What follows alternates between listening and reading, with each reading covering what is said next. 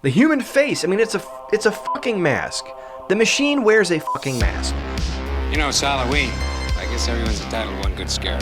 Every once in a while, there's a debate post about whether the Terminator can be considered a slasher. But I really don't think you can watch the film and ultimately not come to the conclusion that it's possible that it was a slasher. I know there's some arguments that it's a sci-fi movie, but look, think about sci-fi movies. The Body Snatchers is, to me, more sci-fi. The Fly is more sci-fi, although it's still horror.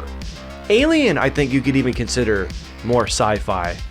50-Foot Woman, you can consider. Like, I've never considered that a horror movie. I always considered that science fiction. But like, there was all of these films that fit into the horror sphere that to me always seemed more sci-fi. But if you look at the Terminator, first of all, its origins. It was originally conceived as a low-budget horror movie inspired by a fever dream. James Cameron was, I believe, at the Cannes Film Festival. He was sick, had the flu, something like that.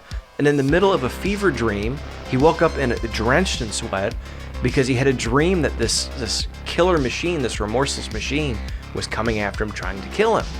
Now, you may be saying, just because it was originally inspired as a slasher doesn't mean it was developed as one. And that's a fair point. But now let's take it another step further and let's look at the killer. The killer is unrelenting. You can't kill it. It keeps coming back no matter what happens. This is a plotting, remorseless killer that will not die. Cannot be killed, cannot be bargained with. There's no emotion. I mean, even, think of this. This is ridiculous. The human face, I mean, it's a fucking mask. The machine wears a fucking mask. Jason, Michael Myers, that's a staple. Ghostface, a staple of slasher movies is the killer wears a mask. The machine wears a fucking mask. And it's a blank, expressionless face. Arnold Schwarzenegger, gotta love him. But that he fit perfectly for that role because he was expressionless and emotionless. Just like many bad guys or whatever from slasher movies. You had the final girl. I mean, think about this.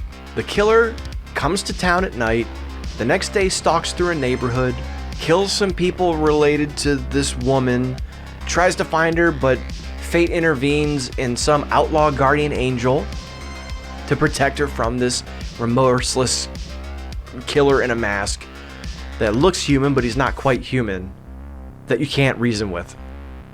Because backstory. I just described Halloween. Switch a few things, and it's almost the same movie.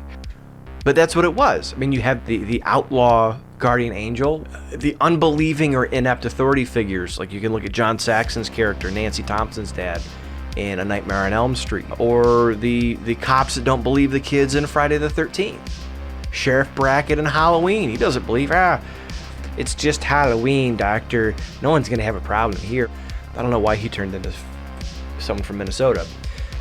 So I understand reasons why people say it's not, but if you really break it down, in my opinion, I think there are more reasons to argue that it is a slasher movie, or could be considered a slasher movie, than there are against it.